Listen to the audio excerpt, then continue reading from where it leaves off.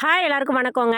நம்ம மாடு வந்து வித்தாச்சுங்க. அதனால் கயிறு மாற்றி கொடுக்கலாம் அப்படின்னு சொல்லிட்டு அப்பா மாற்றிட்டு இருக்காரு. மாட்டை பிடிச்சிட்டு போகும்போது பக்கத்தில் இருக்கிற மாடுகள்லாம் வந்து கத்துறத பாருங்களே. ஓ வர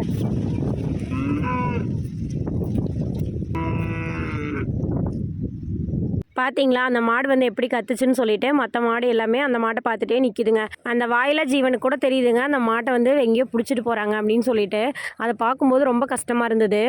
கறவை மாடு வந்து வச்சு கறக்கிறது சிரமங்க. காலையில் சாயங்காலம் 2 நேரம் பால் கொண்டு போகணும். அப்பாவுக்கு வந்துட்டு கண்ணுவலி காட்டுக்குள்ளே இனி வேலை இருக்கும். அம்மானாலே வந்து கரெக்டாக கறக்க முடியாது. ஆடு வந்து கரெக்டாக ஒருத்தர் பார்த்துட்டே இருக்கணும். அதனால் வந்துட்டு சரி கன்றுக்குட்டி வாங்குகிறோம் அப்படின்னா அது கன்று போகிற ஸ்டேஜ் ஆகும்போது விற்கலாம் அப்படின்னு சொல்லிட்டு ஃபஸ்ட்டே முடிவு பண்ணினது தான். இதில் என்ன ஒரு வருத்தம்னா நம்ம வளர்த்திட்டு இருந்துட்டு அது பிடிச்சிட்டு போகும்போது வந்து கஷ்டமாக இருந்தது அவ்வளோதான். இருந்தாலும் வந்து வேற ஒருத்தர் வச்சு தானே கறக்க போகிறாங்க அப்படிங்கிற ஒரு திருப்தியோடு வந்து அனுப்பிச்சி விட்டாச்சு. நம்ம தான் கவலைப்படுறோன்னு பார்த்தா கூட கட்டியிருக்கிற மாடெல்லாம் அதை விட ரொம்ப கவலைப்படுதுங்க. அதை பார்க்கும்போது நம்மளுக்கு இன்னும் ரொம்ப கஷ்டமாக இருந்தது.